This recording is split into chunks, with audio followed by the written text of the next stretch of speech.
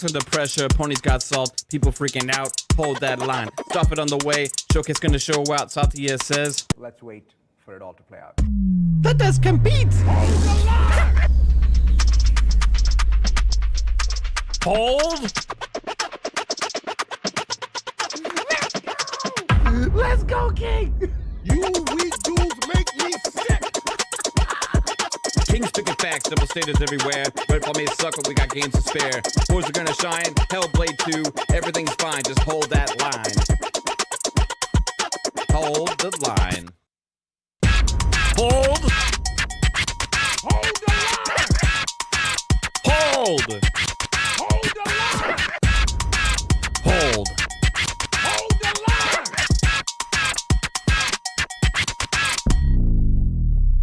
Let's wait for it all to play out.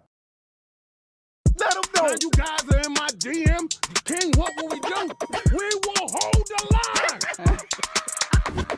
Xbox under pressure, ponies got salt, people freaking out, hold that line. Stop it on the way, showcase gonna show out, Satya says. Let's wait for it all to play out. Let us compete! Hold the line! Hold! Let's go, King! You weak dudes make me sick! King's picking facts, double staters everywhere. Redfall may suck, but we got games to spare. Boys are gonna shine, Hellblade 2, everything's fine, just hold that line. Hold the line. Hold! Hold the line! Hold! Hold the line! Hold! Hold the line!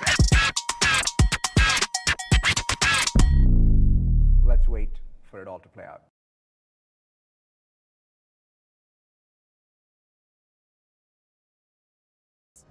Choo choo, choo choo, ha ha ha ha ha ha ha.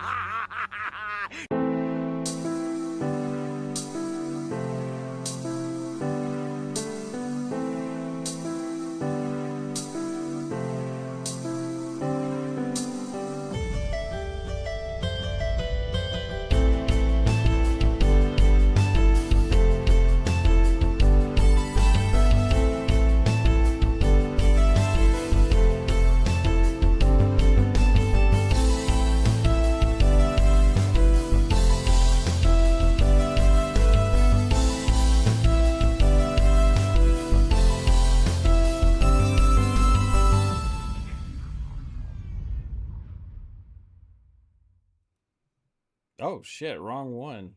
Oops. Here we go. Hey, what's up, everyone? Thanks for watching Fun Speculation. What should the new music video be? Let us raise the prices? Hold the door open for us to spend $800 on a Series X? What should it be, Satya? You fuckface. Hey, thanks for watching Fun Speculation Podcast. This is Mav. We're going to have some fun. Wanted to play that throwback when Satya had the let us compete energy going on. You know what I mean? Remember those days? You remember those days, guys? Those were fun. All for 1 week. Yeah, it lasted a little bit. Hey, thanks for tuning in, everybody. And guess what? Returning from becoming Cyclops, Mr. Scott Summers himself, got laser eyes. Jasper's here. What's up, man? Going pretty good. As Mav was referring to, I just got LASIK, so I got that at the beginning of the month, so I can see now without glasses. That's always great, just being able to wake up and see in the morning. That's a plus. Yeah. There was a funny thing, though, like, it was like day 4 or whatever after I got it. I went to lay down at night, and I, like, went to grab my glasses and take them off. I'm like, wait, I don't have glasses on anymore. So it's just an old habit for 20-something years of just, like, wearing glasses and taking them off. So, but it's nice. I can see. So Yeah. thank you for good, paying man. for it. Okay. Yeah, I guess so. You just let that out there. Nobody's supposed to know, Jasper. Nobody's supposed to know, man. Yeah, it's good to have you back, dude. It's good to have you back. You going to be free like the coming weeks, or you going to go back to space? I should be for the next few months. Like, I mean, I don't know if I'll be able to be on every Thursday, but I should be able to be more available than I Yeah, right was. on, man. Cool. Um, can I up volume? Latex says, is my volume low? Hello. Is anybody else got issues with the volume, or is it all right? Um, well, Jasper, we got lots to cover today. It's a good week for you to be back because you're just always full of positivity. Um, Yeah. I just know it's a great week for Jasper to be here. Um, Speaking of positivity, I have been playing a really great game that I don't feel like people are oh, talking about, and it's The Adventures of Elliot, the Millennium Tales. It's like oh yeah, kind of like an older Zelda type game. It's like yeah, 2.5D uh, pixely kind of game. It's like an action RPG. It's really good. If you like yeah. the older Zeldas, the top-down Zeldas. Did they have a? I think they have a demo for that actually. Yeah, I think there is. Yeah, I remember seeing the trailer for it and I thought it looked really good, but I just haven't like thought, okay, I need to Yeah. play this or whatever. But I might actually check the demo. I've been still into Arc Raiders and I started 007 and I'm in that, and it's like I keep waiting for the right time to dive back into it till like I just want to get sucked in. We've had a lot of stuff going on around here lately, but that game is fucking amazing, dude. I don't know. Have you played 007? The I new have one? not. I wanted to, but I think I'm just gonna wait for a sale or something. Yeah, ain't nothing wrong with that. It's one of those games that you can play at any time. You're gonna get the same Yeah. experience, you know. So like, if you wait for a sale or whatever, it can be fine. But yeah, I mean, especially like the first couple of missions and stuff, and you just like kind of nails it, dude. It's like they nailed the whole Bond experience, and I wasn't expecting like them to nail it that much. So I still got to play more. It could end up turning, and I could end up hating it. Who knows? But right now, it's like just really good, dude. Well, Jasper, it's been an interesting week. Been an interesting It has. time in gaming in general because we have layoffs looming. Bungie today had a lot of layoffs. They announced. Oh, I didn't see that. Yeah. Today they actually made a post about it. They announced it. I'll read that um, real quick. Because it's still. I've already talked about the Xbox stuff twice today because it happened while I was on Boom Show, and then I went live directly after. So this will be the third time I'm be talking about the Xbox stuff. But haven't had a chance to really mention the Bungie stuff at all yet. So I think it does need to be addressed because this is a big thing as well. Um, so Bungie, it says they posted a note. It says, with great sadness, we are announcing a reduction in force as we reorganize Bungie. As the leaders of Bungie, past and present, we recognize Destiny 2 fell short of expectations these past several years. Following our final content update to Destiny 2, and with our future projects still in early incubation, we unfortunately could not continue operating at our previous size. We know this decision has a profound impact on the people affected, their families, friends, and teammates. While these changes are necessary to best position the studio now and for the future, that does not lessen the difficulty of this moment or the impact it has on those affected. Later, we will share more about that future with you all, but today is not that day. Today, we wish to extend our gratitude and compassion to every member of the Bungie team who has been impacted and to those who remain. We hope you will do the same. And as well as, I think the head of Bungie Studios, the current head or something, stepped down today as well. Um, Pete Parsons. no, he was already gone. He Uh, like took his car collection and he went home.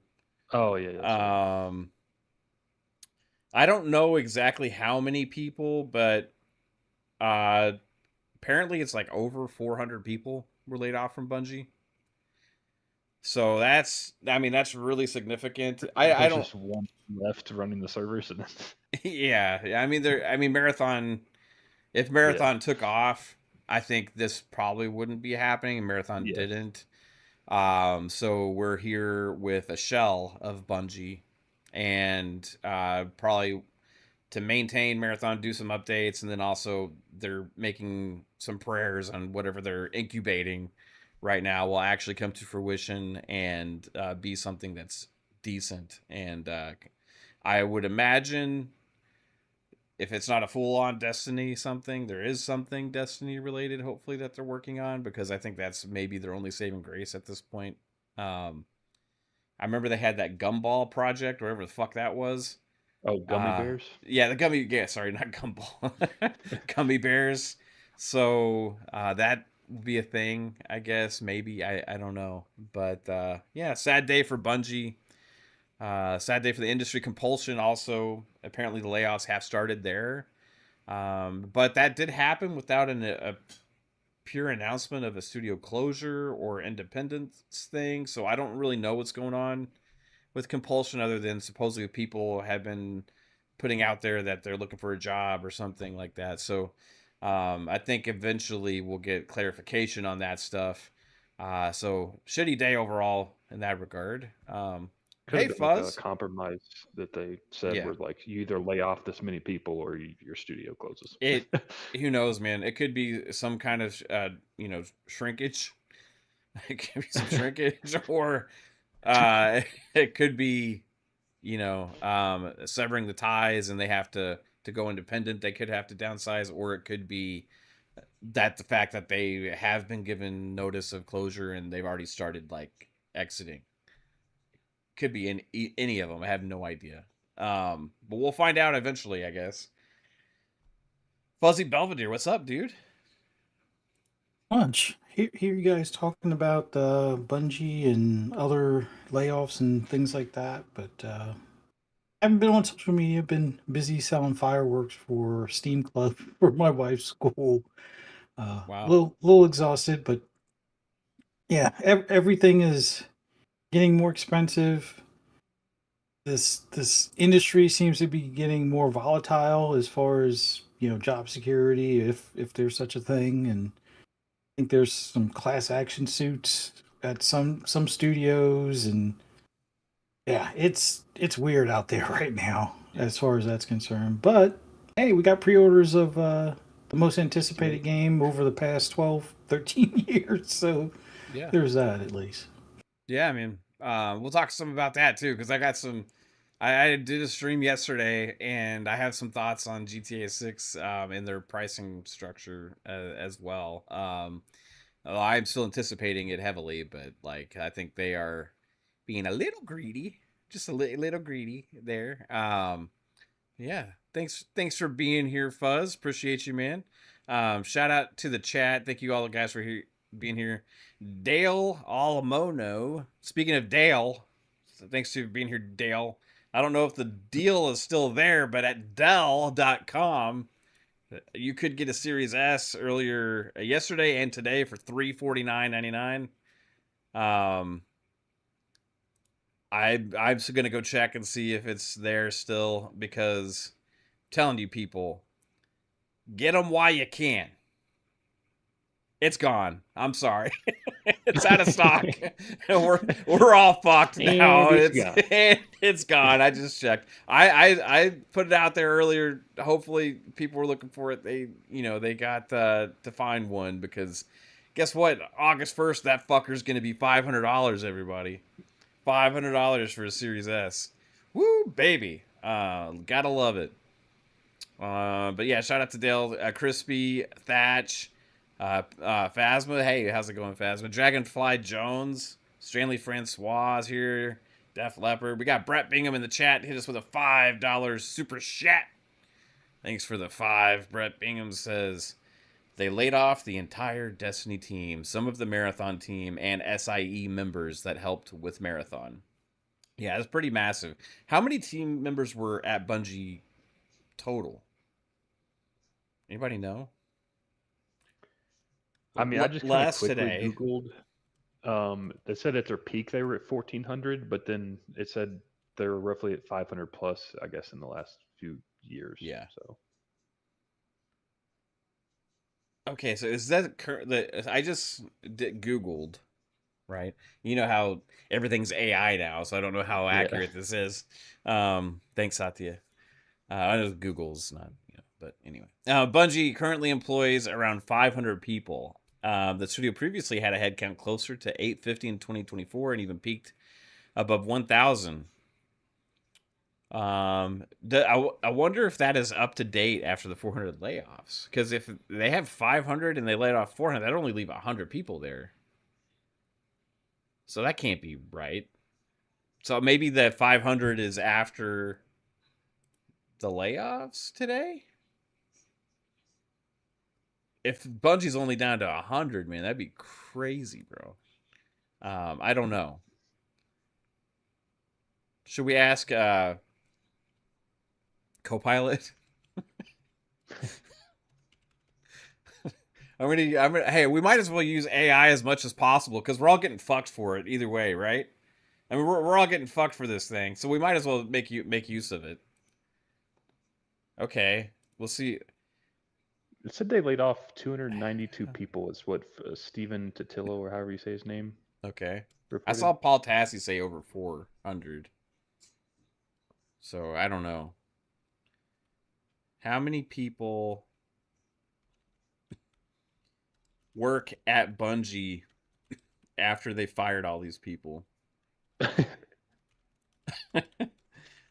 That's what I'm asking Copilot. We'll see what it says. Why do you have to verify that you're human to AI fucking chatbot? That's why you use another AI to verify yourself. It says after 500 or fewer employees after the most recent June layoffs. Okay. Yeah, and it says there's a Washington State Warren filing confirming 292 employees laid off. So I guess Tassie was wrong about something else. Doesn't surprise me. Does that surprise anybody else? No. Well, 292 is still a lot. Well, guys, I've never heard of that. What is a Warren? Washington Warren? Is it like some kind of like state employee reporting thing or something like that? Yeah, I think isn't Washington one of those states where they have to report that or something? Yeah, it's crazy. You have to report like every firing, or is it just like layoffs, like mass layoffs? Mass layoffs, closures, things like that. Right on. Well, guys, I'm trying to procrastinate getting to the shitty news, and I don't know. I mean, are we talking about good news right now? less bad. Well, okay, so I as a consumer, I'm not directly necessarily affected by the Bungie layoffs, so like maybe I'm a little selfish, but yeah, those are bad, right? Those are bad. The compulsion thing's bad, right? The other things that are going to go on at Microsoft with those layoffs, yeah, it'll be bad. But charging $500 for an Xbox Series S is absolutely fucking atrocious, man. Like it's just absolutely ridiculous, dude. Now I understand that the cost of making it is more than that, right? These days, Mm-hmm. I understand that. I understand that there's still some subsidizing probably going on here, as well as with the Series X. But this is kind of like a missed opportunity going into GTA 6. Looking into it a little bit more, I don't know if this is going to be another PlayStation price increase before the holiday because they've already said they already have enough, allocated. I don't know what that means. They might still just try and fuck everybody and raise the prices anyway. I don't know. But yeah, it's not good for gaming, not good for the industry to have massive price increases like this. And it's not necessarily all just Xbox's fault necessarily. Microsoft, I would say, has contributed to the factors that have led to the electronic device crisis, consumer electronics crisis, as they're calling it themselves. As one end of Microsoft is investing heavily in something, in turn, that's actually doing detriment to other teams and parts of Microsoft being the facing the consumer side, right? Same thing's happening with other companies. Apple today as well announced massive price increases across a lot of line of their products. And overall, it sucks because we got a $100 price increase announced today for the Series S, as well as a $150 price increase for the 1 terabyte Series S, and the 1 terabyte Series X, and the 1 terabyte Series X digital. And they are ceasing to exist at 2 terabyte Series X. So that's pretty shitty. It's not just shitty for us, or I think a lot of us are safe, actually, but when I say us, I mean gamers and consumers and stuff like that, because there's going to be a lot of people that were looking to upgrade or, make the jump one way or another to dive into this generation finally, or the PC gamers that we're going to need to get a console to play GTA 6. Cheapest way to do that was going to be, and technically, I guess still is, the Series S. But it's hard to recommend that option now for anybody, in my opinion. For $500, you can get a used PS5 digital for the same price. You can, I don't know, kind of shitty. Sith Lord, member for 5 months, says, I can't let you do that, Star Fox. Do a barrel roll. Do a barrel roll. Barrel roll. Barrel roll. Kind of shitty, man. But, Jasper, you've already said during the Xbox showcase that you don't give a shit about Xbox anymore, pretty much. So, where does this land with you? Would you like, how do you see this in general, just I guess from the outside looking in? The thing that annoys me is I wish I would have known this was going to happen about 8 years ago or whenever the hell they launched, because I would have been putting all my money into those as an investment to resell them. Right. But all jokes aside, yeah, I mean, it doesn't really affect me. I don't really care. Like, it sucks for everyone else, but I've had my Series X since day one, and I paid $500 for that. So, yeah, I mean, there's not really much to say on it. It's like, you should have got it sooner. It's been however many years since they launched. Yeah, six years now. Me and Ben were talking about how many gamers were still in last gen, and it made sense to me after, because looking on GameStop, you could buy a PS4 for $100. Xbox One for like 120, I think, or maybe even less. And you have Roblox, Fortnite, all the past CODs that were going there. Madden was still going there. NBA 2K and all these like really massively popular games were still releasing on last gen consoles, and those are all mass market games. And so it makes sense, hey, $100 for PS4 or an Xbox just to be able to have access to the games. And I think even just some gamers just all they cared about, and they were still probably much getting a decent or pretty good experience on those things, to be fair. But this was going to be the one. This is GTA 6 is going to be the one. I mean, that's the only reason I even brought my Xbox to where I am now, is because I knew GTA was going to be coming out in the next few years. Still don't know if it's coming out this year, even though they say it is. But that's the main reason I brought my Xbox with me, is so I could play GTA. There's a few other games that I can't transfer my saves that I might go back to every now and then, like the Division 2. Like, that's, I think, the only game I have installed on my Xbox right now is the Division 2. I don't have Game Pass or Xbox Live or Gold, so I can't even play online right now, because I just canceled that when they raised the price of Game Pass, like 6 months ago or whatever it was. I just straight up canceled everything. I was like, okay, you want me to vote with my wallet? I'm going to vote with my wallet. And I canceled my subscription to Xbox. Did it do anything for you when they dropped it again? They already done the damage, and I was already moved on from Game Pass at that point. What about for like Gears and Halo and Fable and all that Uh, stuff? Are you just for looking to buy Halo, those or yeah, for Halo, I pre-ordered the collector's edition for Steam, okay? and then for Gears, I'll probably re-up Game Pass for that month and play Gears, the campaign, Mm-hmm. and then I'll cancel Game Pass again. Fair enough. That's the That's point where I'm at, is where I'm just yeah. gonna do it like I do Netflix and all the other TV subscriptions, where you sign up for a month, play your whatever you want, and then cancel. Yeah. I mean, that's your option as a customer too. You know what I mean? That's like the Yeah. options of providing. So, um, yeah. I mean, it kind of paints a picture too, and yeah, I think you're. But the probably there's where you're at. A lot of your buddies there and stuff. There's probably not a lot of Xbox gamers there. They're probably all playing on PlayStation. I would imagine for the most part.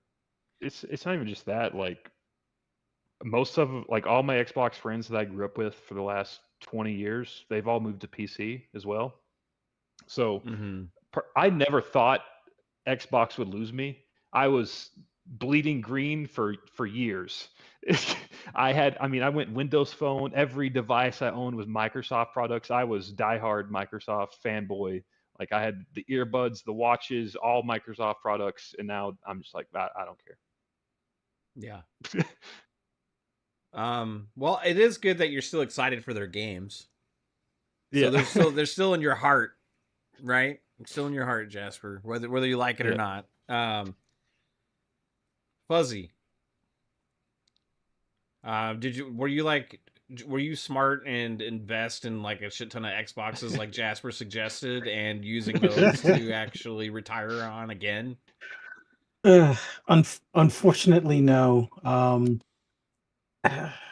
Well, and see, I've gone through two Series X's. So, um, first one, the day one that I bought started acting up with a handful of games. No, I Wiped remember it, that. Yeah. traded it in. Yeah, Yeah. traded it in. Got my Quest 3 from that. Um, looking back, like I still have two Series S's that the boys decided that they didn't want anymore since they've moved on to PC as well. So one of those Series S's is now like it's the replacement for my wife's PS4. She still has her PS4 sitting there collecting dust, but now at one of the Series S's is like her Netflix slash Prime Video streaming box, as well as she plays Don't Starve there, as well as Diablo there. So, and then for like road trips that we take, that's like our travel Xbox. Also, once again, streaming box, video game box, for when we're on the road type of thing. So we have that other Series S that I'm probably going to wind up selling to a friend for a heck of a price. I'm not looking to make a profit. Like it'll be more one of those Oh, things I thought you where were like a heck of a price. I'm gonna make out on this deal. No, you're okay. I thought you were trying to screw over your friend. Okay, that's opposite. no, Yeah, it'll probably wind up being what we paid for it, type of thing, or a little bit less because it's now what 5 or 6 years old. So, yeah. um, but yeah, it sucks for anybody that hasn't picked up a console yet, or if their console winds up dying at some point. It's like the biggest thing I'm afraid of type of deal. Like most electronics now seem to be, have that built-in obsolescence kind of thing where it's like, oh, PlayStation controllers seem to have that built in where the battery, dies sooner or faster and faster after each use kind of deal. So I'm just hoping all these consoles hold up, but it's not going to affect me at this point. Not to brag or anything like that. I have two more Series X's coming at some point. Although I'm wondering when they're going to deliver some bad news and be like, "Hey, we've reconsidered the deal of giving away the X's or the Xboxes from the Fab Fest." But we'll see. So far, everything has been on the up and up. There's supposed to be another email coming, but it's like so far, I think we've gotten two extra emails. So it's like I'm just waiting for that email and be like, "Psych, we're not giving away the 25th anniversary one." And then there'll be like some sort of rake step, uprising, pitchfork moment kind of thing. But man, I look at it this way: considering what the price is now going to be for the Series S, as well as all these other machines, at least it's better than what the Steam machine is doing. Like I mean, but I think with $1,000. this price increase for Xbox basically proves the fact that Helix is going to be over $1,000. Yeah, yeah. Well, I look at it like the Steam machine. My gut of guts tells me that thing is marked up $300 due to the cost of memory and SSD costs or whatever.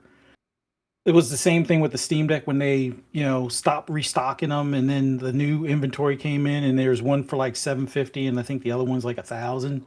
Well, didn't It's Valve come it's out like and say that they, Yeah. like just a few weeks before they launched the Steam machine, that they increased the price the same as what they did the Steam Deck like the Well, month before? they came out also, like they said that like they're pretty much charging what it costs, just a little bit above what it costs to make it. So we were talking about that the other day when I was talking about the Steam machine, and it was we're guessing probably about 5%, maybe a little bit more on margin. So yeah, that would be $100, $50, 75, something like that. Probably they're not going to be making much, but overall they're not doing a subsidy. You know what I mean? Which I mean they're not really probably able to do a subsidy. Like Xbox or PlayStation can, but it would be nice if they kind of committed to that model if they were trying to do it. Lock in the box. You're trying to push everybody to Steam anyway. So just do that and then make fucking games again. That would be pretty. That would have been pretty sick if they went that way. That would allow them probably to end up kind of doing a subsidy if you really tried to push this thing as something to be a seller. But I don't think it's going to sell that well. It's going to sell out for whatever they make. But I don't think it's going to be. yeah. It's just going to exist, man. Nobody wants to play these fucking games at like 25 frames per second. Like. Now there'll be adjustments to get it up beyond that, but like if you're trying to do like a normal PC player would do and turn everything to ultra if possible, and then realize, oh crap, the video card can't handle it, I gotta start dialing stuff back. And yeah, things are going to be at like 25 frames. But the minute you start saying, okay, I'll do low quality on shadows, medium quality on reflections, high on everything else, and then probably do like when the FSR updates come, things like Forza Horizon, you'll probably be able to get solid 30 with a little bit better level of detail, or you'll be able to do like 60, but it'll be pretty much on par with like the Series S at that point. So, do you want to spend $1,000 to do that, or go ahead and pick up that Series S now for $400 before it goes up in August? Or that Series X if you can right now, if you can find one for either the digital or the one with the disc, I would say that's your better bet, especially before August. But even after August, 800 for a Series X, I'm not saying that that's a good deal. It's not, but it's a lot better than what a lot of other things would get you, unless I you think want the also full freedom of a the PC. problem with just buying a Xbox Series X now is if next gen launches next year, then you have Yeah. maybe 2 years after that where they still support it.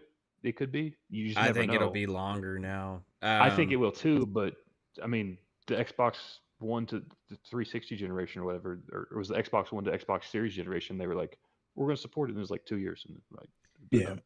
Well, there's something phenomenal about the Xbox ecosystem for those that are on like older hardware. Although it depends on the game. Like if the game is in Game Pass, or if it's one of those where the publisher is fine with you streaming the game after you own it or purchase it through the Microsoft Store, you can have an Xbox One and play a next gen game Yeah. through Game Pass, as long as it's either in Game Pass or it's the stream your own games. You can't do that on pretty much any other platform. So at least it allows an Xbox One to last longer than it probably should. I can totally see, especially if you're able, or if Xbox is able to convince more publishers to do something similar. I could see a series console lasting until like well into 2030, 2032, or something like that, where, sure, you're probably better off getting the next gen hardware if you want to play natively, but if your internet's good enough, You don't mind having that, 20, probably by then, $24 or $25 subscription, then that might be your next best alternative with a series console and do that streaming and still be able to play the next gen games. But it's it's so weird. Xbox is probably the best prepared for this price crunch where it was like play anywhere and oh you don't need an Xbox console because everything is an Xbox console, even though I know they killed that ad, but Yeah.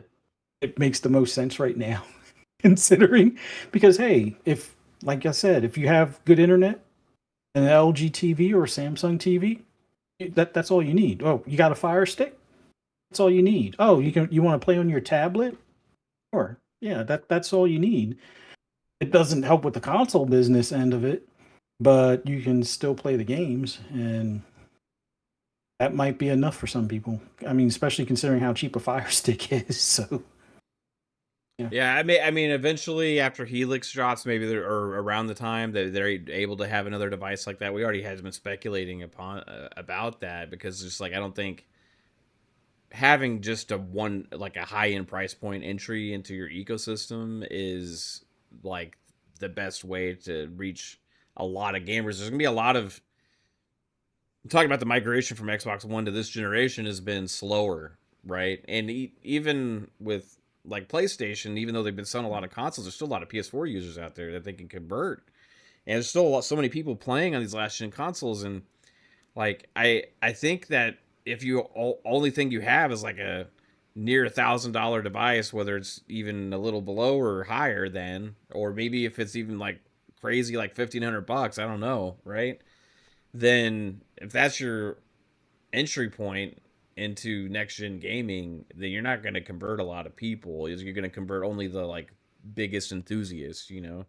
It'll still sell, right? But it'll be more like a device that's like, hey, this is for the hardcore. This is only for the people that really, really, really want it. And then, but they got to have a solution for everybody else. You got to have a solution that's like appealing to a gamer that walks into a store or something and is like, all right, I'm looking for something to play, like console games that can play all the newest games, you know what I mean? And access Game Pass or, whatever the latest Call of Duty is or just whatever it is, like, and I don't think locking that behind super expensive hardware is a good thing. And I got to call out, like,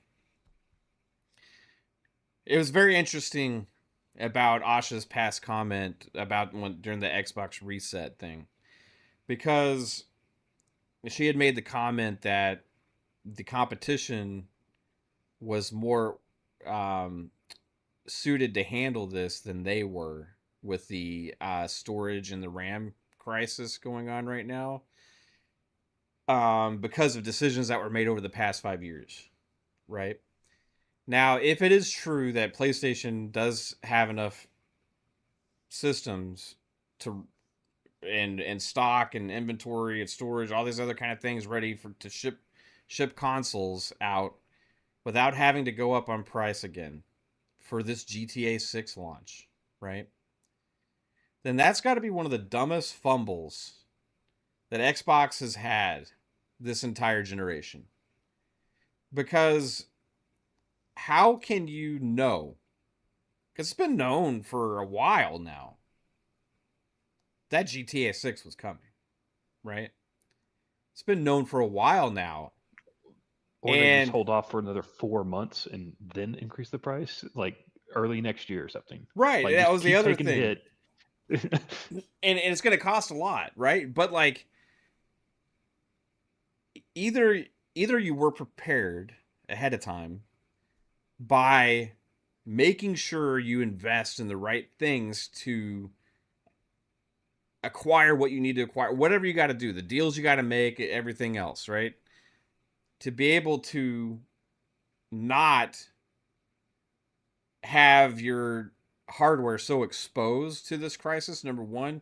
Number two, to be able to get out enough Xboxes as well, right? In preparation for the biggest game launch in the fucking history of gaming. Now maybe PlayStation does it, ends up doing it too, and then we can look like, well, it was inevitable. Everybody ended up having to do it. Maybe PlayStation's decision would have been because they feel like they can get away with it because Xbox did it now. I don't know, right? But if PlayStation doesn't raise the prices of these PS5s before GTA 6's launch, and Xbox is sitting there, and you walk into a fucking store, and it's $5.99 for a brand new PS5 digital, $500 for a used one, or $750 for a Series X digital, $800 for a physical. I don't know what's going to happen to the used market, on them. So I know that they said they're trying to work on that with retailers. So I don't know what the pricing is going to be. I know that right now you could get used ones but those used prices are going to go up too, right? Yeah. That's just what happens. So I can't say what the used price is going to be. $500 for a PS5 digital or $500 for a Series S. I'm going to go with the used PS5 digital if I'm a new fucking customer, or I'm going to go with $100 more to get the PS5 digital, right? Or, pay $100 more than that, you get the fucking PS5 with the disc drive on it. Either way, I mean, you're still like way less than a Series X. Perhaps they don't even care because they know that they're still probably going to sell out of their stock that they have when GTA launches, so they might as well just get the extra money for the price increase, and then they're still going to sell it on consoles, so it's like a win-win for them. And so this is like the quandary I'm having about this is because like with Xbox, Satya had the whole let us compete thing, right? This whole situation is basically a counterbalance to their push on AI, right? And the industry's push on AI.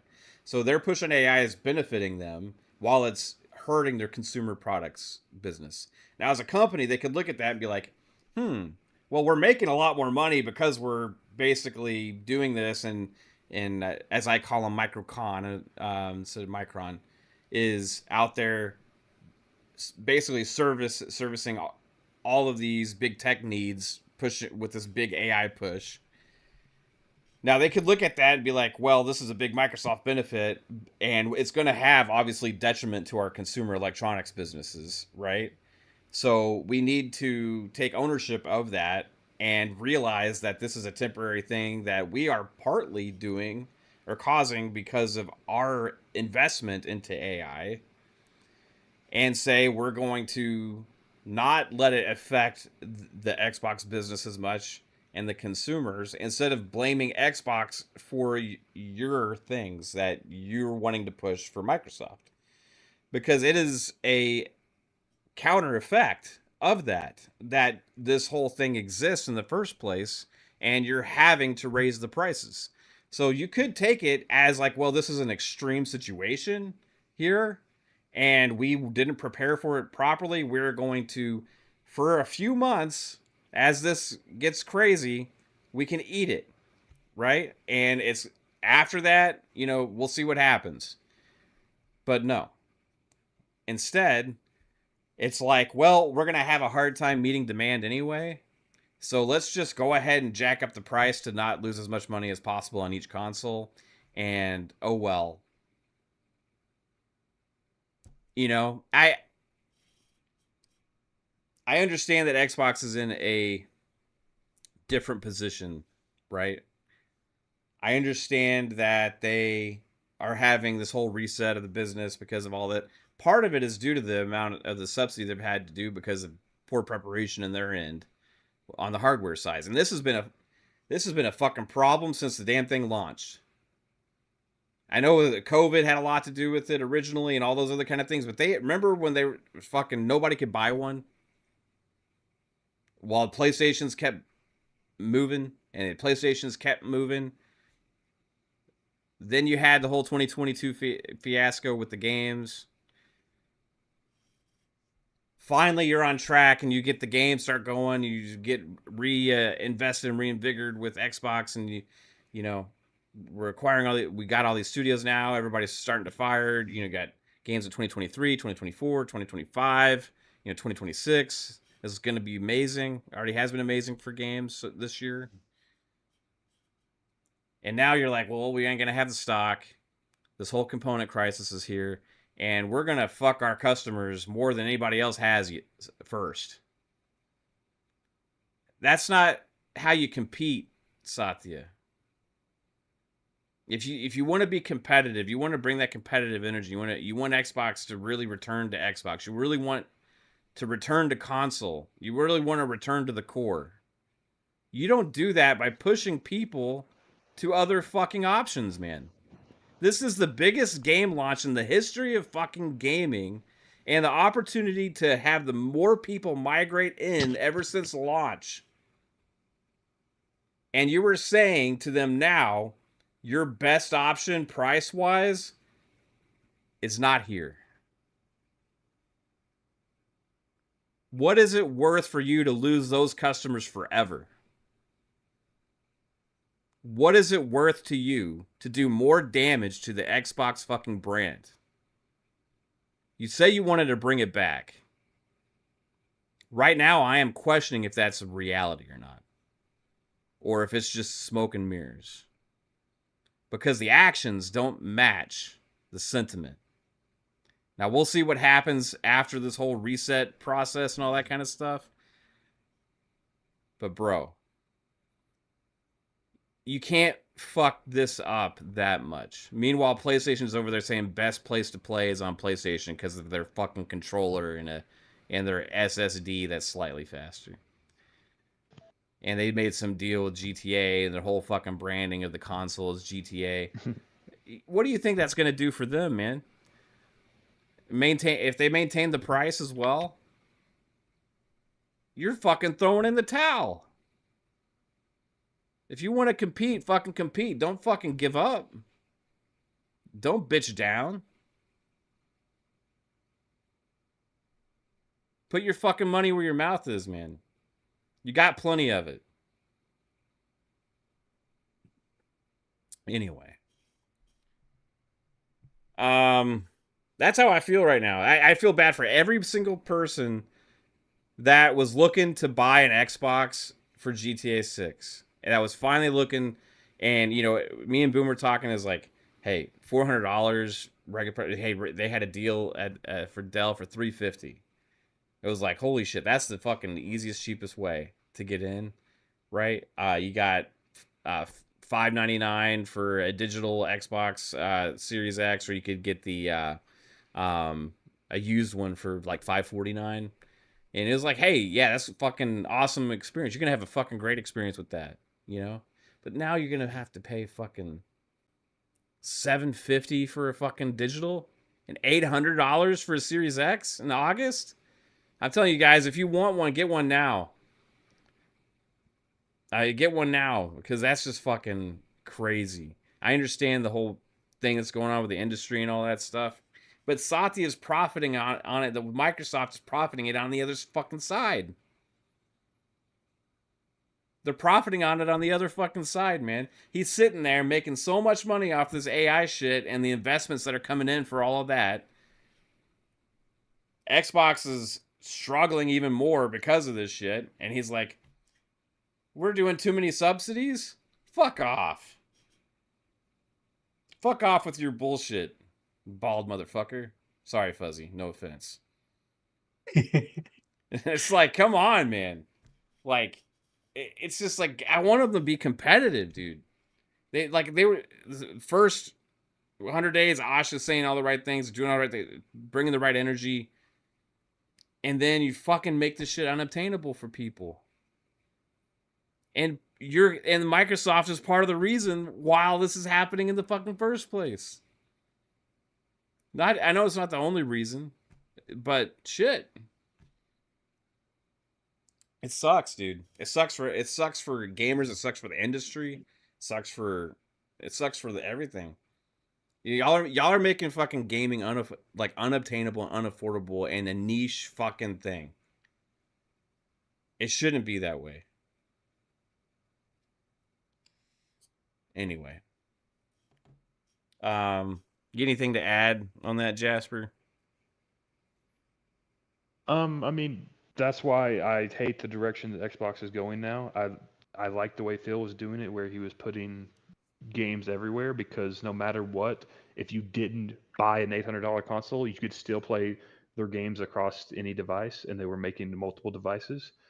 And now we're going back to the industry where everything needs to be exclusive because fanboys matter for your plastic box that you're going to fight over.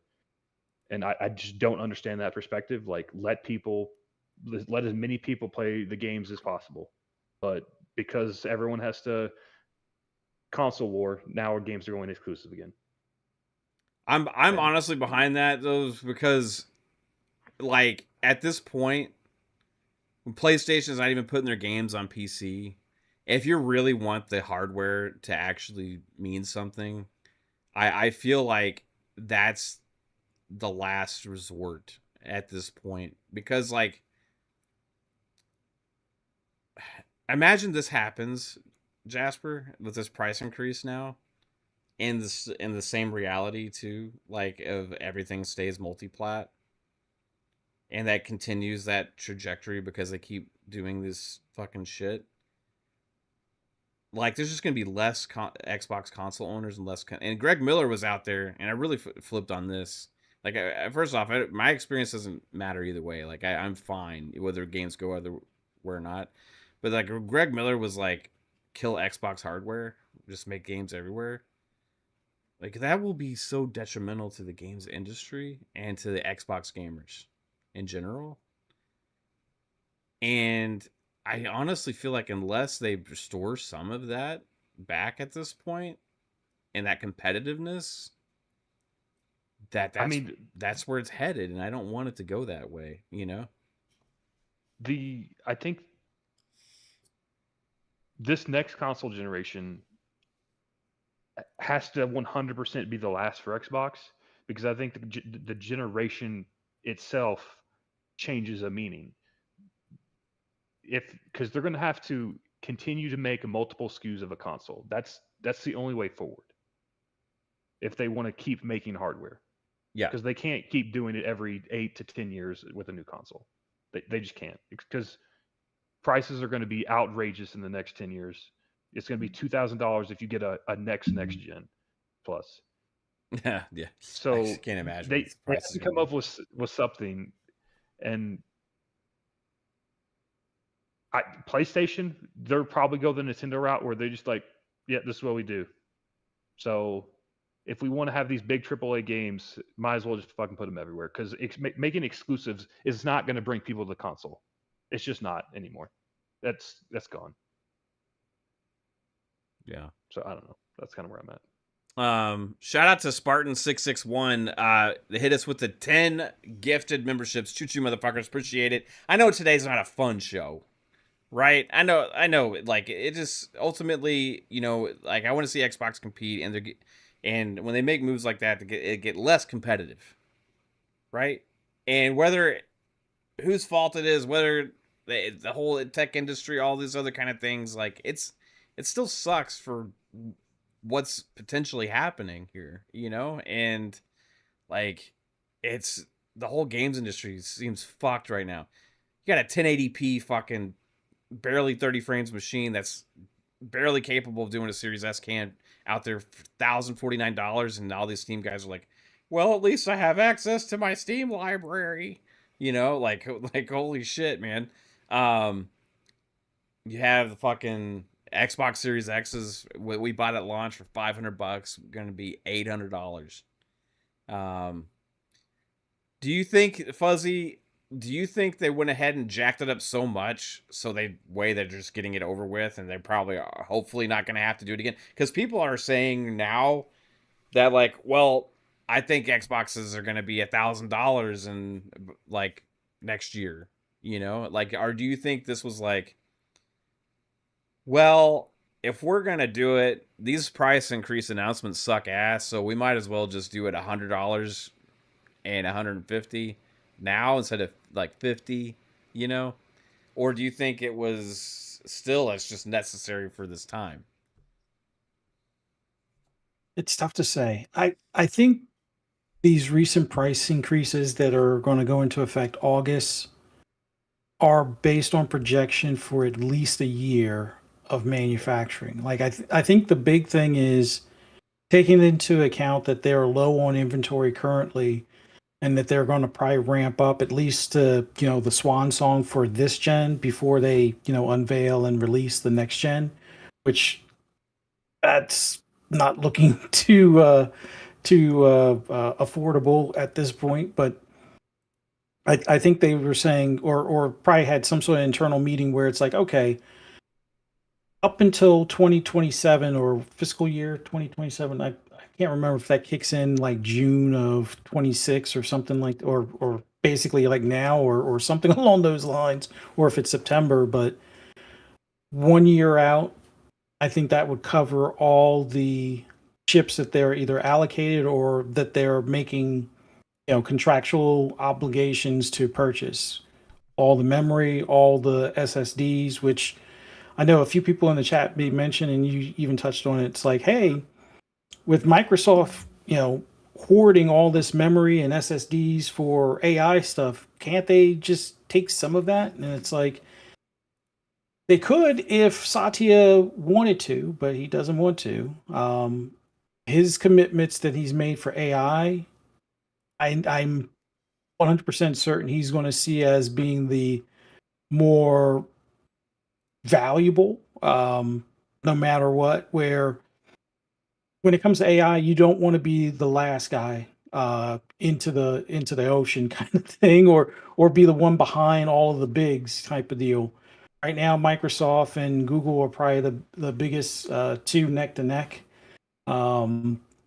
Apple, I'll be honest with you, even though they're making deals with Google, even though they made deals with Chat GPT or whatever you want to call that company, Apple's far behind. But Apple being far behind, their usual thing is, well, let all the others do all the stupid expensive stuff, and then we'll figure out a better way or put our spin on it and then sell our iPhones with it and all that stuff. Because remember, they made promises that their iPhones were going to have all this AI stuff, and a lot of that stuff is sight unseen.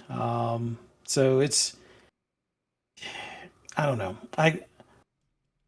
For the longest time, I was kind of praying for an AI bubble to burst, but on the flip side of things, I know what that's going to look like at the end, and it'll be like a fire sale for a lot of these companies. Like, will Apple still be standing? More than likely. Will Microsoft be standing? More than likely. Xbox in that crossfire is questionable. Will Sony still be standing?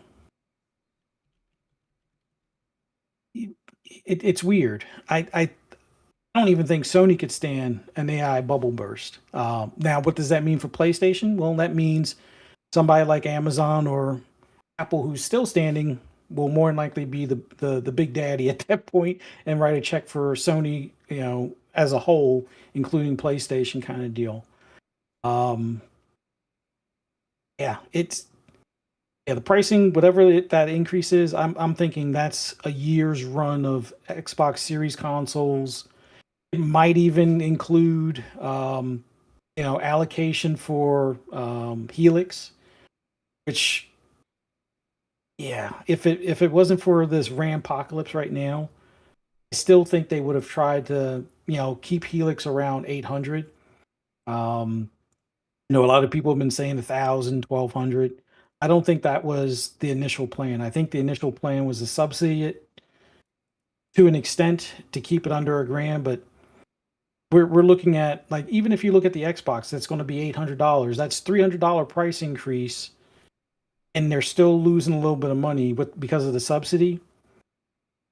I would say whatever price winds up being for Helix, subtract 300, and that would have been the price without the RAM apocalypse. I mean, well, then again, it could be that by the time it does come out, it is 1,500, so that means the price would have always been 1,200. But I still think a lot of these devices are marked up $300 as a buffer to kind of, I don't know if it's full greed, but I know it's to cover whatever was an acceptable loss before, like what the price was for the series consoles before.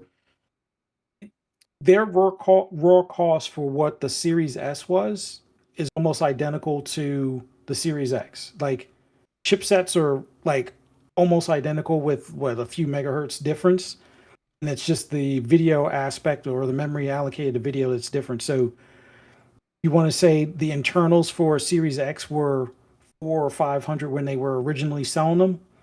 Take about $15 off, and that's what the Series S cost. So they were selling it below what it actually cost them for the internals of that device. So yeah, it. I don't know. I'm rambling at this point, but yeah, they. I mean, and the thing is that they're never going to go back. Even if the prices go down for all these components, they're never going to lower them now because they've set the market where people know what they'll buy them. So Yeah. Well, they can sell them for 800. They're going to sell. That's the thing, and which is not, which I mean, right now that Micron has already set a new 5-year agreement with 16 different partners for guaranteed ceiling and floor pricing for 5 years, with the floor being very high margin still. So like this is what I was saying this like last week, Fuzzy, about everybody has faith in this whole thing, in this shortage and all that stuff, just like, hey, the price is going to go up, don't worry everybody, in a year. And like Satya was saying this shit on the stage, we know it's a temporary thing, you know, and maybe they come down a little bit, right? I think it's going to take more manufacturers and more different things to offset that. But you're not a company like Micron, right? That's like one of the largest manufacturers of these things, that decides this wasn't a commodity shortage, right? This was a business decision based on demand decision, right? Hey, there's an AI push. There's all these businesses looking to do this, right? They are asking us for these. We need to stop making consumer products and we need to focus on selling to the businesses. That's a business decision, right? And with that, the supply, the most they can manufacture, is all going to businesses. So that's where the shortage is coming from.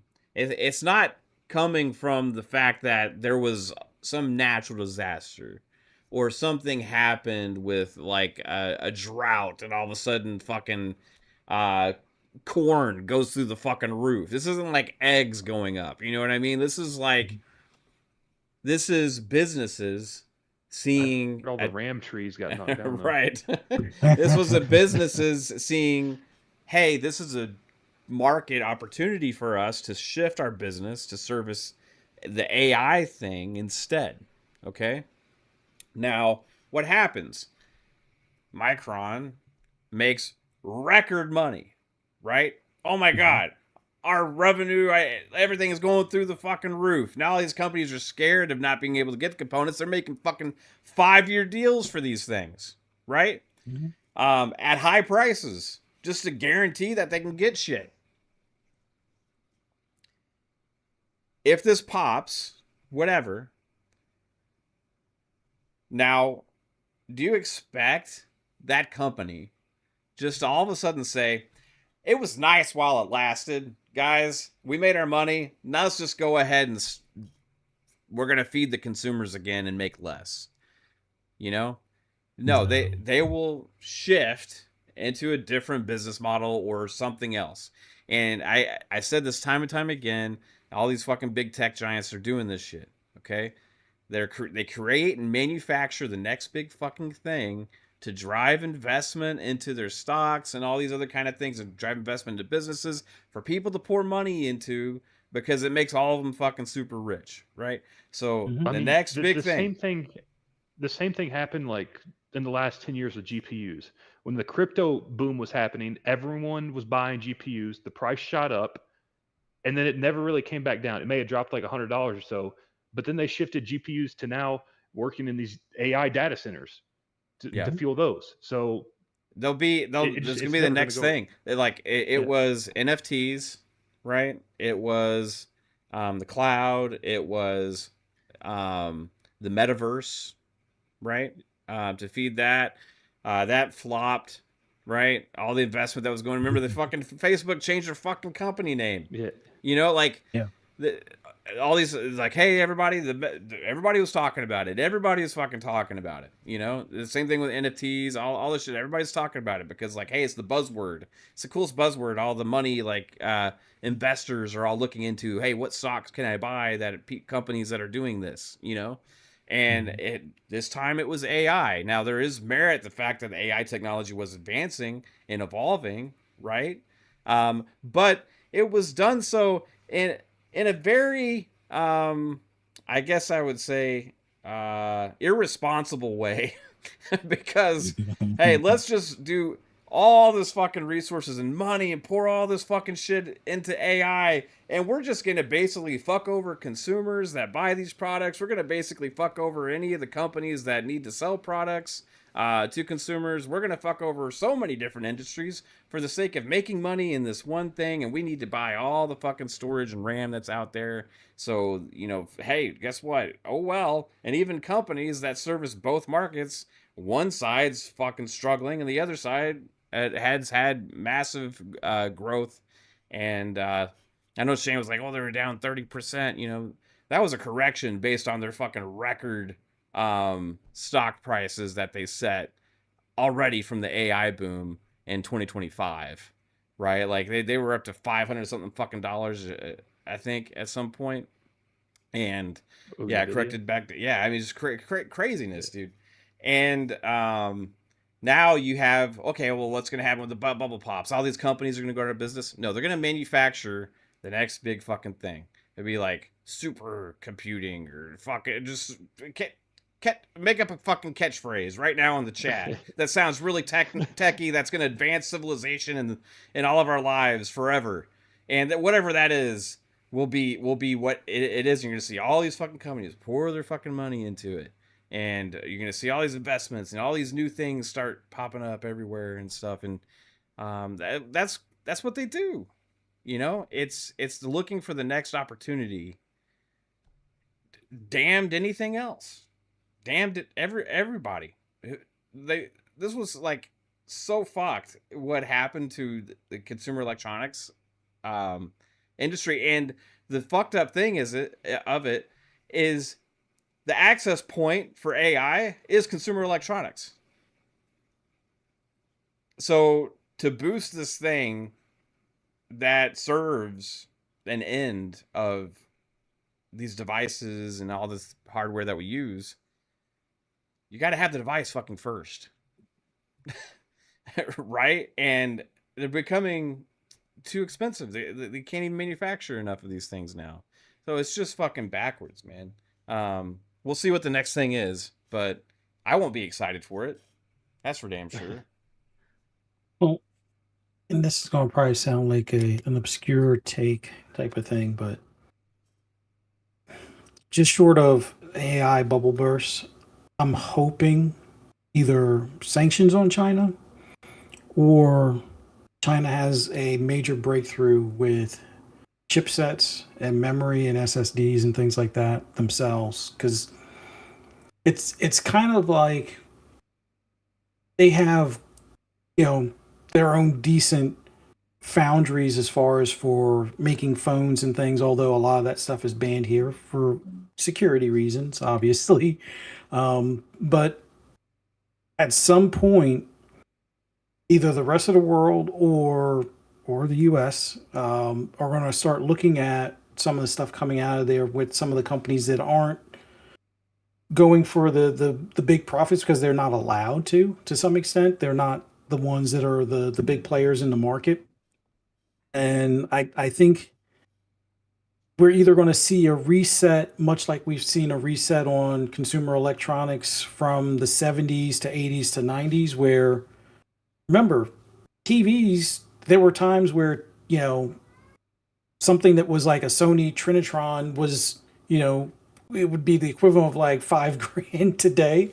And then those TVs quickly started dropping in price type of deal, although it's much less complicated innards and things along those lines. But I could see if China really has a major breakthrough on some of the chip stuff that they're doing, the rest of the market's going to be like, you know what? They're charging half of what Micron is charging. They're charging half of what TSMC or whatever is Yeah. charging. So it's like, okay, well, we'll just go that route because now it makes our consumer electronic half the price of whatever our competitors are selling it for. Or people are going to eventually get fed up with, people in Australia having to pay, $150 for a game and $1,200 for a console, or the market adjustment price in Canada where everything is like 10 to 15%, if not higher than what it is in the U.S. kind of thing. I think at some point there's going to be a rally looking at, okay, we'll just cave into China's, the blockage that we originally signed for. Yeah, we're going to reverse that because it's already happening with cars. I think Yeah, we're that's going what to I be was the looking last into. country that's not going to that won't have the Chinese made cars, although we'll probably have them through other nameplates. And I don't know why we don't do what they did to us, where it was like, oh, you want to sell U.S. cars in China? Partner with our factories here in China. Well, they want to sell cars here.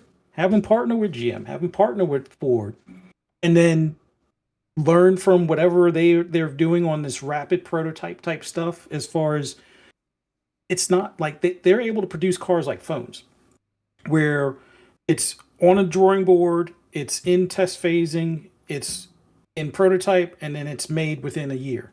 You can have a whole new line of car in less than 2 years, where Detroit is still stuck on the, well, 4 to 6 years before we can get a car on the road. Now, some people will say, oh, well, it's a safety thing. No, it's just how our industry has worked for all these years. We build cars differently because we outsource a lot of the components to other local companies, as opposed to something like what Tesla does, where they have as much of that stuff in-house. So they don't have to go to the people that put the seatbelts together, or don't have to go to the people that make the turn switch and things like that. So Well, I it's think not even there's just that. It's the car market. All the people that sell cars here in the U.S. It's basically one big monopoly because like you can't buy a truck now that has like none of the bells and whistles. When you buy a new Toyota pickup truck, it has everything under the sun under it. Whereas if you go to Europe, you can buy a Toyota truck that has nothing in it but an engine, right. and it's $20K less. Yeah, so there's eventually going to have to be some sort of change in retail, at least here in the States. But we'll probably see bigger movement in Mexico, bigger movement in Canada, and then we're going to be like, hey, why are we still paying 120 for an F-150 when they're paying, less? Or now the BYD, cars and SUVs are there, and it's like, oh, you can get a minivan that would cost 40 grand here. That's much better than just about anything you can buy for 100 grand, kind of. Yeah. Deal. So I it's would like to make a request before we have that happen with cars or electronics. Can we do that with medicine first? That would be Ooh. awesome. That I'm just saying, that would be great. Well, the shortcut is make that medicine that's available for animals the human version, which is in some cases the same damn thing. Although it depends. Like if it's for cats and dogs, it's marked up 16 times. If it's for your cattle or your horse, it's cut 15 or 20 times less than what it would be for a human dosage. And it's I don't know. If Fuzzy's doctor gives him a Breed, rabies man. shot every Breed. time he fucking goes, he fucking goes. You go to the vet, bro. It's like, have you started making animal medicine for us all? Let's go, dude. Let's go, man. I'm gonna take my heartworm pills every fucking month. Make sure we do that, guys. We don't want to forget that either. We can maybe change those into like diabetes medicine, heartworm pills. Yeah. Why not? That's fucking. I know what you mean, though. I understand. It's fucking fun. But yeah, it would be great if we could kind of fix the healthcare system to some extent. But profits, man, profits. Hospitals are profitable in America and not really meant to be Just join the profitable military. anywhere Healthcare's else. free. Well, true, yes, yeah, but it, if you're near a major active duty base that happens to be in Virginia or California, maybe North Carolina, Florida, I want to say, what was the other one? Missouri and a few other locations. Yeah, those hospitals are great. Some of the military hospitals elsewhere, Yeah. not so much. Like, not knocking Fort Dix or McGuire's Air Force Base, but I had my surgery there, and the anesthesia didn't work. So, yeah, not all hospitals are equal. I guess some people say they're not supposed to be, but yeah, you would think military hospitals are equal across the board. But yeah, you're North Carolina, you're in Virginia. Yeah, those are some of the best. California, some of the best. Some of the other places, yeah, you might as well just put a tourniquet on, saw off the limb. You'll be good. You'll be back at it in like 2 hours. Here's some, bark wood or something to chew on to kind of, ease the pain. Chat's talking about car prices. That was Gogol a thing says where you remember when you could get a new Ford Mustang for under 20K? I was like, yeah, that's my first car was a Yeah. '99 Mustang. It was a V6 stick shift, 17,000, I think. It was But still, that was I the mean, that thing, was wasn't it, where expensive back then. they were talking Still. about bringing Chinese like electric cars to the U.S. or something like that, right? Yeah. Yeah. It I know why we won't, because there's the fear of security, but it's like I'm really hating the big three. Well, more so GM and Ford, because Chrysler's not even really a U.S. company anymore. But um, they're so wrapped up in this right to repair crap, or against the right to repair, that it's like, oh well, only we should have access to data, not these local shops. And it's like, dude, you're spying on us worse than the claims that the Chinese would, and you're giving that info to the insurance company. So you know how like Progressive used to have the thing where they want to see how many times you panic stop and all that. You don't need Oh that yeah. anymore from Progressive, because GM will tell on you anyway. So yeah, it or Ford will tell on you. Well, it's not just them. BMW, Volvo, just about any car brand will do the same. Where it's like, oh yeah, this guy drives 15 over the speed limit all the time. Oh yeah, well let's raise his rate 2% or 6%. I don't know. It's frustrating that it's almost like video games in a way that you don't own your games anymore, even if you buy physical. You don't own your car anymore, even though you paid off the loan. You got the title. Yeah, it's not yours because you start repairing it. You might get a cease and desist. I don't know. The crazy world we're living in, guys, with the fucking, pricing and stuff. It's like, I just hate like manufactured things that are affecting us like this. You know what I mean? I understand real world crises. I understand natural disasters. I understand things like that. You know what I mean? Mhm. But like, this is like tech industry's decision to push something, and it's having a detrimental effect to like just everyday people at home. And I was saying this earlier too, like the worst thing is like Jasper was like saying, oh, like if you haven't gotten your blah blah blah, it's your fault because it's been 6 years. I would say like a lot of the people that haven't upgraded yet, maybe some of the people that just are the least likely to be able to afford it as well.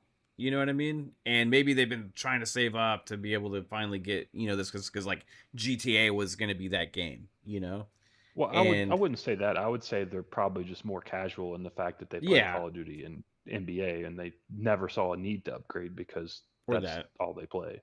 And then but now I mean that's what I'm saying, like guys, like if you everybody in our chat's probably already got one, but like if you haven't got like get your if you're a PlayStation fan, you're a PlayStation gamer, get your PS5 now, you know like because we don't know what's going to happen with that, and they could decide to announce a price increase and it happen a week later. We don't know, right? um you got until August 1st if you're an Xbox guy and you want to fucking get that before that happens. Um, take advantage of any sales you can find. I think Walmart was just having a sale. Amazon was having a sale. I think those are both. Are they already gone? Probably because they were at like 573. I believe, on Amazon Series X. sold out for the one with the disc is sold out. The one that's digital only, I think, is still available at 573. Mm-hmm. And yeah, if maybe I like maybe GameStop will have some cool trade-in things, stuff like that for GTA. Sometimes they have promotions like that shit, so just keep your eyes on all that stuff. Or they could drop the trade-in price. I wouldn't surprise me either. They've been known to do some crazy stuff like that at times also, because they may Yeah. be getting an influx of them, you know. Um, I wonder like how much of a subsidy Xbox is still doing.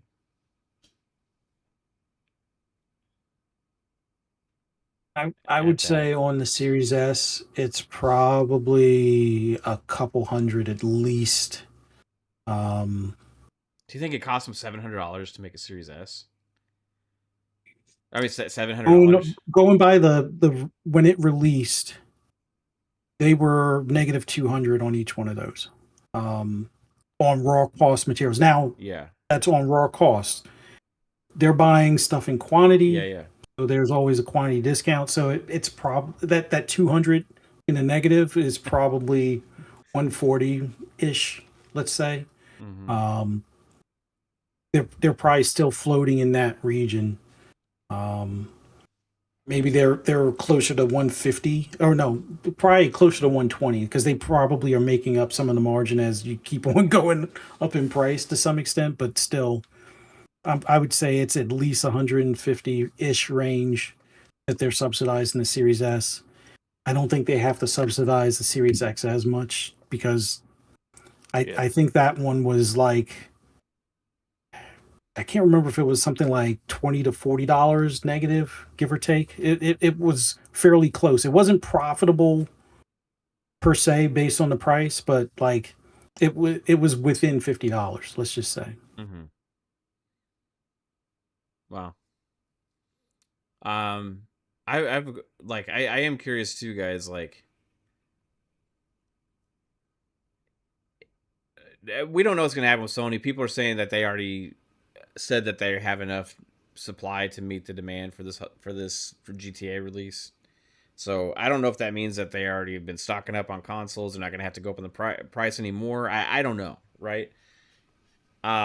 If they don't, because they haven't announced it yet. So if they don't, what would your guys' reason you think be for the fact that Sony was so much more prepared for the cost of what's going on and to have as much supply than Xbox on their end was? Yeah, because Asher said in that one post about, the competition be more prepared based on decisions made, within the last 5 years. So is that like saying that they were just not pushing hardware and not interested in buying components because of the cost? Or like, I don't understand how they can get into the situation where another company, their direct competitor in the console space, would be so much more prepared for the biggest launch of all time in gaming. Well, I think that it's one, Sony has the numbers, so when they're asking for parts and products from all these companies, they get first dibs because one, they have more units sold, so they look more appealing to all the people that they're getting parts from, and two, that Sony continued to evolve the PlayStation 5, whereas Xbox and the Series S stayed the same. PlayStation continued to take out unnecessary components, saving money and increasing their supply. So all that copper that's in the heatsink, they've reduced it by half from the base model till now. So they made a shit ton of money just off cutting out copper. Yeah. Yeah. How much copper's in a fucking PlayStation? Not Aluminum, much copper, now. whatever it was. Not but- anymore. I remember seeing that at launch. I was like, "Fuck," yeah. because there was people around just walking around stealing copper, like. Yeah. So I was like, "Man, these fucking PlayStations are gonna be a gold mine for these motherfuckers. They're gonna be ripping open PlayStation, not even steal the PlayStation, just fucking take the copper out." And Sony also used just off the shelf SSD, Mm-hmm. whereas Xbox had to make a like however you say that word, like their own version of it. Proprietary. Yeah. I mean, you would think that Microsoft would hold some weight with negotiating with these fucking companies, though. I understand what you're saying based on like the Sony's a hardware company, so they've have bigger orders and stuff. But like, Microsoft isn't ordering as much hardware components. I would say probably, but like, they also are in some senses for their data centers and all that shit too.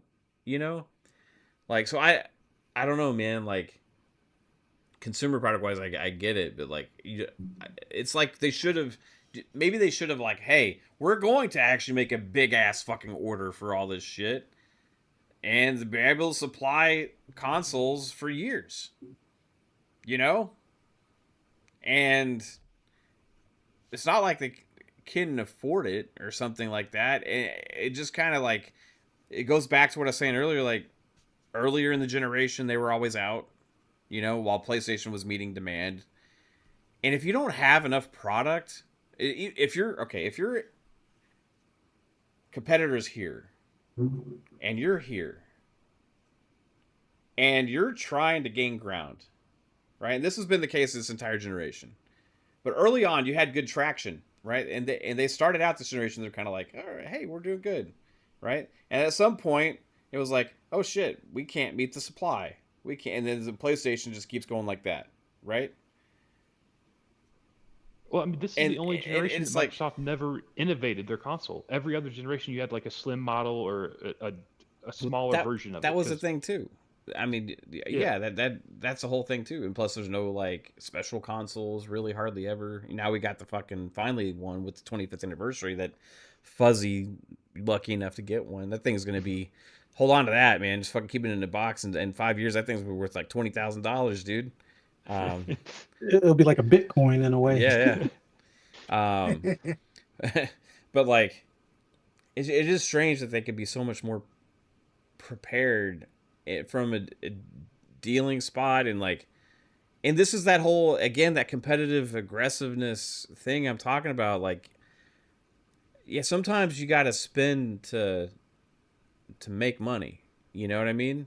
And it's like they're constantly just looking at the place or where they're at currently and making their decisions on that and not what they're trying to be. We need. Oh, this is a situation we got to deal with right now. So let's do all this. This is a situation we're going to deal with right now. Let's do all this. But Asha Sharma came in. She's like, "Hey, we're no longer going to have that mentality. We're going to have a long-term thought process, not short-term gains. We're looking for long-term, right? Okay, that's refreshing because like sometimes if you're trying to be competitive, that's what you got to do, right? You got to go out there and you got to bring that fire. You got to bring that energy. You got to bring it. And sometimes it could involve something like making deals with manufacturers. It can be making deals for whatever, that to make sure that you can be in a position to actually have something for people to buy at a reasonable price, and I think there was reported at some point that PlayStation wasn't having anywhere near as much of a subsidy as Xbox was as well. So how does that even happen? The same thing you can talk about, Jasper, with like price components on negotiations and stuff, but that'd be pretty drastic. You know what I mean? I would think the deals on the stuff would be like maybe pretty marginal differences, so it's just the whole thing is like, it's like they're paying for the lack of direction over like the last 5 years of. You also have to remember that era. No company even gave Microsoft the good deal, because like if you remember back to the Activision Blizzard acquisition, that Activision was charging Microsoft another 10% of what they were going to charge Sony. So these companies always were going to charge Microsoft more. Yeah. Because Microsoft didn't have the numbers to back it up, and Sony did. Yeah, I don't know. One of the things I think that kind of screwed them over was they did make a bet on a competitive stance that wound up being, I guess, the wrong approach. Because remember, they weren't as focused on hardware because they felt that based on the younger generations playing on like tablets and whatnot, that this is an Xbox type of move should have gained them more users, or at least that was, I think, the hope. Like, I'm pretty sure when it came time to spec out or forecast for the PS5 and the series consoles, Sony was like, all right, we'll do 100 million, or well, they probably went even bolder. Well, they probably were like, all right, we'll do increments of 50 million units at a time, up to 150 million units. Like, they figure they could probably move 150 million, or maybe somewhere between 120 to 150. So they went over to whoever the memory companies or SSD companies were and were like, you know what? This is what we plan on ordering, but we're going to do it in however many installments. Microsoft, knowing that they didn't have as large of a player base, because like I think it was, what was the PS4 at? Was it 150 or 170 or so when PS4 started to slow down after the PS5 came It out? was one of those, yeah. So Xbox was probably like, you know what? We'll guarantee 20 mil, because we know if we reach 20 mil, we're good. If we don't reach 20 mil, we'll just pull the plug at that point, kind of thing. So they probably did their build requests in increments of 20 mil up front, and then 10 mil, 10 mil, 10 mil is probably what they were. They figured that would be the best way to go about ordering, seeing how the generation is. And I still think they have more than 30 million consoles. I know that there was that leak or whatever, that it was probably closer to like 50 million ish. I would say they're probably maybe just a hair shy of 50 million ish. But if I'm not mistaken, I think the Xbox One generation was tallied to be somewhere in the low 60s to mid 60s. So if they made it to 62 mil to 65 mil with the Xbox One generation, considering the original Xbox One and then the Xbox One S and the Xbox One S, or Xbox One S and Xbox One X, they probably figured if we reach 60 mil, then let's span out a build list out to that 60 mil. And then when things started slowing down, because 2022 they didn't have as many games, so there was some of the backlash on that and the availability stuff. That's probably why they were like, oh well, instead of doing 10 mil, 10 mil, 10 mil, let's do 10 and 10, and then all the other ones after that are going to be in increments of 5, where it's like 3 mil of the Series S and 2 mil of the Series X, or however they wanted to allocate it. I think that was I wouldn't say the nail in the coffin, but that was the lead weight tied to their ankle as far as being able to compete, because they had already kind of gimped themselves to some extent with that. But yeah, Jasper's right. Microsoft always pays more because everybody knows it's a $1 trillion company. Yep. Xbox is associated with it, so Sony's price is not your price. Even, I guarantee you, even if, unless they were bullies in the market, which I can never really be, because everybody would cry to the FTC or something like that. Even if Microsoft sold double of Sony, I guarantee you the companies would still try to charge Microsoft more because of it being a richer company. It's just a given. They've had that attitude ever since, up until, well, even after Bill Gates stepped down and Ballmer took over and whatnot. It's like Microsoft will never have the discounted price unless it's something they own, selling it to themselves. So they're always going to be labeled as the bad guy. That's say Gates' fault more so than everything, because people like Ballmer more so, but Ballmer really kind of stuck it to a lot of other businesses, but he wasn't as ruthless as Gates was. But he made Microsoft a ton of money and grew the company. And then I forget who was after Ballmer, but then Satya is now all about like whatever branch of the company makes him money and he can fatten his bonus. That's what we'll focus on. Oh, you didn't help me make my bonus? You're dead to me. Oh, Azure, you're still making me money? Okay, that's where we're... Oh, AI can work with Azure? Okay, that's what we'll do. And that's, he follows the money. And if it makes him more money, that's what gets the most love, the most budget the most financing. If the other thing doesn't meet his bonus quota, yeah, like I said, it's dead to him. I mean, it still makes him money, but it's not making him bonus money. So, yeah, it is what it is. Yeah. Well, I mean, what are we gonna do about it, right, guys? I mean, fuck. Like, that's. I mean, the shit sucks. We can complain about it, bitch about it. I hate it for people that haven't gotten a console yet, you know.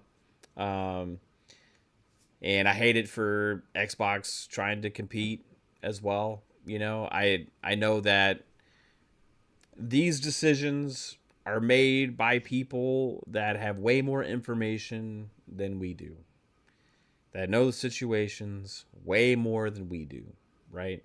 I know that there must have been a lot of discussion, a lot of thought poured into it. We don't have to like it. We can ask for different outcomes, but ultimately this is what happened. Is this the death of Xbox? I don't think so. I think it's going to continue to be here. I'm hoping that they were right and the prices will eventually settle down. I hope that Helix comes out and is somewhat obtainable. You know, I hope that they figure out something to do with these retailers for the whole used market and that they're talked about. You know, and I hope that the video game industry is not just priced out from the everyday consumer, you know, and ultimately it's a whole game industry thing that is kind of fucked right now. So be thankful if you already got a console, right? Like that you weren't one of the procrastinators, like, and hopefully this shit one way or another fixes itself, whether it's China, whether it's some kind of new technology that comes out and changes the way that we deal with RAM and stuff anyway. Like, I don't know. I don't know what they can come up with. There's somebody really smart out there probably working on some fucking workarounds for this shit. But ultimately, we're all gamers and nobody wants to see this kind of shit, you know? Like, nobody when this generation started, we would have assumed in 2026 we'd probably be paying for a Series X $350, $400, right? But instead, 6 years after launch, we're paying $800 for the same Series X we bought for $5. That doesn't tell you something's fucking wrong. I don't know. But shit's different than it always used to be. I'll say that. Yeah. Shit's different than it always used to be. You know? I think the one advantage that Steam Machine has right now, though, is that Steam, in their next update, they're going to let people just install SteamOS. So you're going to have manufacturers coming in at every price point and just labeling it as a Steam machine because they can just load the OS on there. That's what Helix might end up being also, you know, like if they're probably going to sell those chips to OEM partners as well. So you're going to have a lot of third-party companies as well as the Helix come in there. They're going to be all different specs, and that's kind of what Asha was hinting to so far. So far, everything some of the language she's used has been kind of misleading about trying to be more affordable and all this stuff. But like a lot of the stuff that she's been hinting to, as far as there is a crisis going on, apparently, you know, there's all these other kind of things going on, you know, looking at how they were going to be doing the reset, looking for their partners and stuff as a one way of making things more affordable. I guess they decided it wasn't going to be them. It wasn't going to be them. They're going to look to the partners to help out on that. So on a side note, I want to get into this because we can get into a little bit of speculation territory, which can be kind of fun. So there is somebody at Bungie that has been there for a long time. That was one of the original Bungie guys, and that was Jason Jones. Now, you know, back in the day, he was kind of like the guy behind the scenes, like it was like the guy, right? Um, and things kind of had to roll through him for like creative decisions and stuff like that, you know. And he didn't really do interviews and stuff that much, you know. Then you had people like Marty O'Donnell, who loves to fucking talk. He's like trying to be a politician right now, I think, or something like that, right? Yeah. And then you have like Joseph Staten, who was the one put on camera a lot to talk about Halo because he was a story writer and all that kind of stuff, right? So you had these kind of like all stars of Bungie. Okay, Joseph Staten's been in and out of Microsoft. He's done different things. He I think he works with Netflix gaming now. I'm not sure what he's doing. I think that went under, right? The I thing he don't was doing with know. him. I'm gonna look it up. Because I think he like went to Netflix, and then like the next year they're like, and it's gone. Oh yeah, he was laid off in 2024 from that team. Yeah. Because it was all Netflix fucked them all. So I don't know what he's doing now. I don't know what Joseph Staten's doing now. He's enjoying his retirement. Yeah. Well, Jason Jones might be forced to be enjoying his retirement right now as well, as some of the reports are saying that he might be one of the people actually out at Bungie as well. And if that is the case, which I don't know, we don't have confirmation on that yet. I don't believe. I'm gonna try and look this up real quick. Yeah, Destin Legary said it sounds like he's out. Yeah, according to Destiny Bulletin on Twitter, a Warren filing lists Chief Vision Officer among those affected by the roles. Jones was the previous Bungie CVO per the official press release, Destiny 2 showcase in 2021. Yeah, so we don't know if that's the title he still held, or I don't know. Yeah. So, but it looks like he might be gone, right? And he was their founder, I believe, right? Or one of the founders.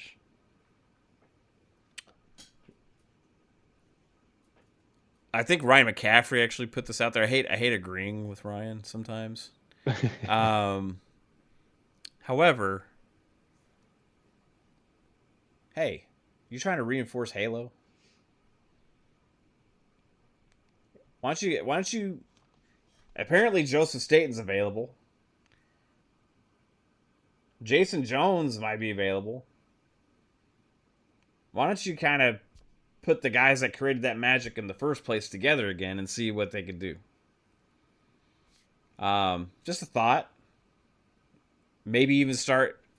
I know they're not in the business of fucking starting studios right now, but if there are people that know how to do it, it would be them. Yeah, or bring them into Halo Studios. I don't know if how that would go over. But yeah, I think it'd be interesting bringing some of the original guys into Halo again. Maybe you could convince Marty O'Donnell that he's not going to be president of the United States one day, and he could come and do the music. It could be like a return of the Beatles. Get them together. They may all hate each other, for all I know. I think Marty O'Donnell hates most of them. I think he's made that clear. At times, I could be wrong on this. Yeah. What do you guys think about a return of Asha Sharma picking up the phone saying, "Hey, didn't work out at Bungie. Do you want to form grungy? I don't know. Do you want to form like some new studio over here at Xbox with this called Joe? You guys could work some magic. Maybe you guys make amends with Marty, and we make a senior citizen version of Halo now because you guys are all old as fuck." Do you think that'd be a possibility? Are we actually Halo? Yeah. How about it, guys? Would that get you? I know, Fuzzy, you're not the biggest Halo fan, so I'm gonna ask Jasper because I know he is. Would that do anything for you, or would you just be like, it doesn't matter? The only way that would work for me is if they gave all the original Bungie crew, and they brought them into Halo Studios, and they gave them full control over that studio. If they could go in and fire whoever they wanted to fire and get them the fuck out of Halo Studios so it's not chopped anymore, then I might be okay with it. Yes. What if that happened? Maybe that would be. I mean, leave Pete Parsons out of it. Fuck that guy. Besides him, but what if, yeah, like, what if they made some calls and be like, hey, let's get some of the band back together, that'd be cool. Yeah, I would be like that. I would like that, and then they could also de um retcon. That's the word. Retcon everything past Halo. Let's say 4. Just retcon everything past Halo 4, and then just start fresh from there. What about everything past Halo Reach for releases? Well, I mean, because I feel like 4 was kind of, yeah, I liked 4, but the reason I'm saying that is the story in 4 set up 5, right? Like that was a whole thing that was kind of like very, Yeah, I mean, I guess you could reshape, because the because ending of 3, when like Chief is lost in space, you could start there again. exactly, it's And a better cutting off point. And if you end yeah, at 4, then you got to be yeah, like, what do we do from this thing, right? You know what I mean? I think yeah, ending at after the events of 3, when because it was kind of like, is this the last story of the yeah. Chief? Like it was unclear at the time, right? Um, that would be a good starting over point. Am I crazy, Fuzzy, for thinking Ryan McCaffrey actually had a good idea? Uh, no, I think it's definitely worth trying. I think if anything, if they're going to reinvest in a tentpole franchise, they need to look at what succeeded in the past, and if those people are available and willing to kind of steer the story, then by all means, kind of bring them on board. I mean, to some extent, yeah, it's Statham or whatever his name is. Jason Statham. Statham. Oh my God, it's Jason Statham. No, it's yeah, Joe Staten. Yeah, Joe Staten. You had him kind of come in to fix Infinite, so I think it would be a worthwhile venture. I'd be curious But to see what the current studio people are working on, if it's a spin-off or if it's a new story or whatever the case may be. But I would say have some of that original team come back for the story aspect, because I don't think any of them were the coders. They were more so like directors and things like that. So if the new studio working on Unreal Engine 5 can, handle that and have, the original storytellers kind of come back, then yeah, by all means, that would be a worthwhile venture, just for the fact that you want this franchise to grow again. They've kind of let it, linger or you know, kind of, it's not the tempo it once was to some extent. And I know, listening to fan feedback, that 5 with the whole Locke versus Master Chief didn't go so well, so maybe focus on you know going with like some of the original stories from 1 to 3 or something like that. But yeah, I think bringing back some of the original team would help. But I mean, we saw what happened last time they tried to get Legends together to make their own studio. We got Perfect Dark, and then we didn't get Perfect Dark. So it's yeah, there's that. It really depends. Like, I don't know. I would say the current Halo team, whatever they're working on outside of the combat or campaign evolved, whatever they're working on after that, if there's a new Halo in the works, if that doesn't get the yeah. community going If the new mainline Halo after this remake comes out is trash, I think Halo might be on. real bad. I think Mm, they're gonna keep I'm- investing because they want to turn it into like they want to do more transmedia and all that kind of stuff now. they Again, want to, too. but they keep fucking it up. we'll see what happens now. I think there's a chance here that Halo has some kind of resurrection. I don't know if it'll I ever mean, be as that's why I popular s- as it was, you know, but that's why I said we'll wait for the next mainline game, because that's when they'll show the full potential of this rebrand and redesign of yeah. the studio from 343 to Halo Studios. Mhm. Whatever they remanaged, reworked within themselves, that's when you'll see it as the next mainline game. Hmm. Yeah. And if that is doesn't hit good, or if it's worse than Infinite, or even God forbid worse than Halo 5, then they're in some serious trouble. Yeah. Yeah, I absolutely. mean, well, you see what Coalition has done with E Day. That's kind of reinvigorated the series. Yeah. Like years 4 and 5 didn't seem to. Well, 5 definitely didn't seem to land with all of the community. There were some people that really liked it, and the others that really liked the DLC after with Hive Busters. But I think that decision stuff that was in there and the way it was open world didn't resonate. We'll see how E Day does, but right now the buzz is about E Day, so it feels like they had their finger on the pulse for the community. So if Halo Studios can pull that off with the next one, great. If they can't, uh, you know, back to the drawing board. Yeah. Get some of the old people back and go from there. Well, we'll find out eventually what happens with Halo. I think it would be cool to see some of the old people come back, but you never know. Like, I mean, whenever we talk about shit like this, I mean, just random shit like that, I mean, never fucking happens, you know? So it's Yeah. just throwing shit at Also, the wall. Halo's that IP where everyone wants something different. So Yeah, Yeah. 100%. Missed the super chat earlier from Spartan6616 with the very generous. Thank you so much, Spartan, for the $10. Said the Steam Cube is for the PC players that travel and stay at Airbnbs so they don't have to carry their $5,000 rigs when they travel. Maybe so. Maybe so. That is there's going to be a quite discrepancy between their $5,000 rig and a Steam machine though. Very very big discrepancy there. We'll see if they feel satisfied with maybe if letting it was that a little cube run. $5,000 rig in 2007. Yeah. Or maybe next year at this rate the Steam machine will be $5,000.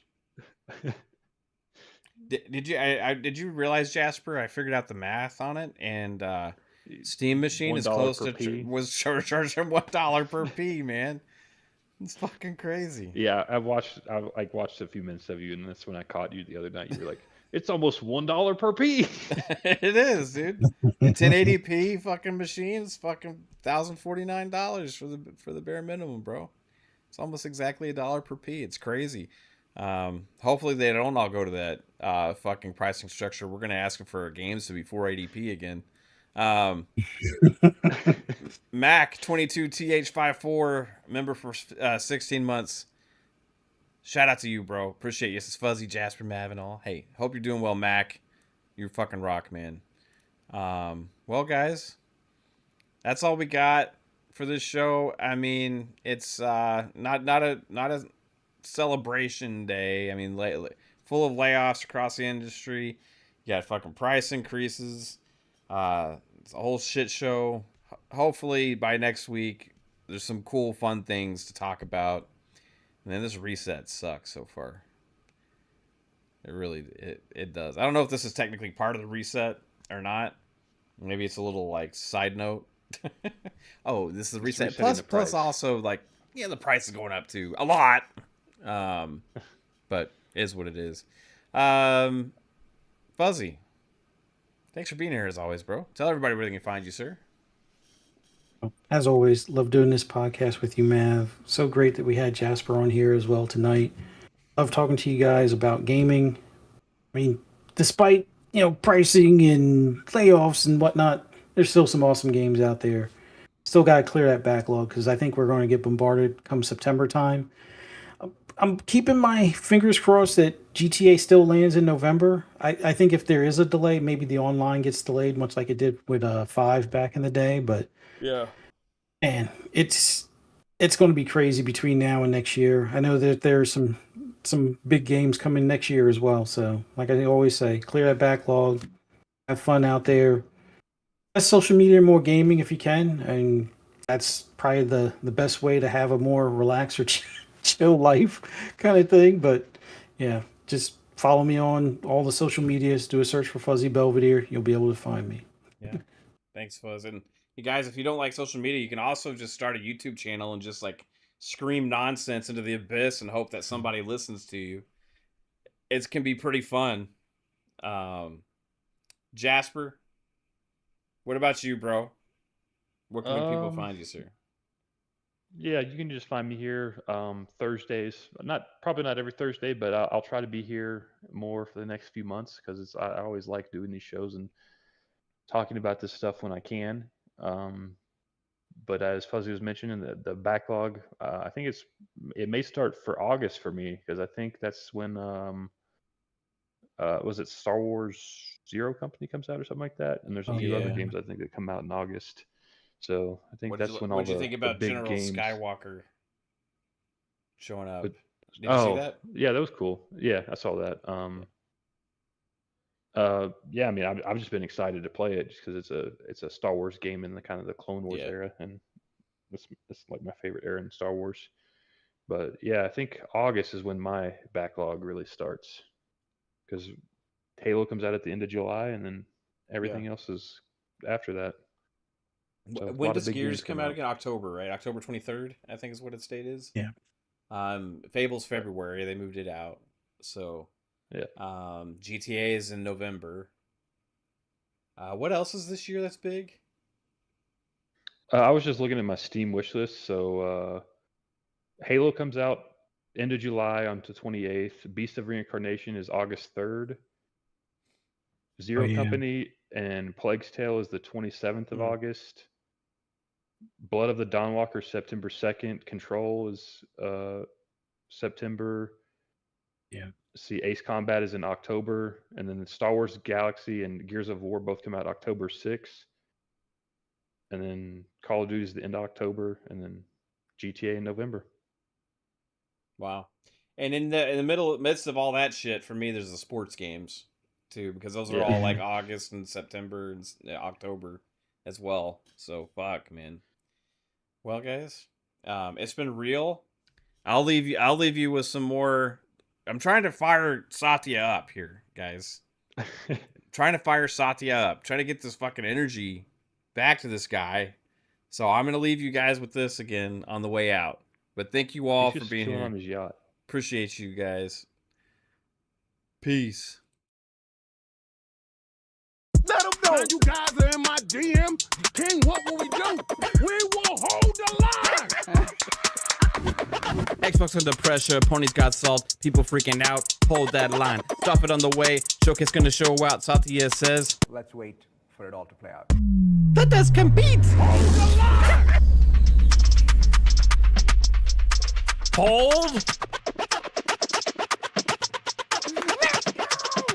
Let's go, King. You weak dudes make me sick. King spitting facts, double staters everywhere. Red for me suck, but we got games to spare. Boys are gonna shine. Hellblade 2, everything's fine. Just hold that line. Hold the line. Hold. Hold the line.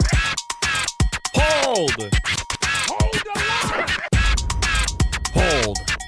Hold the line.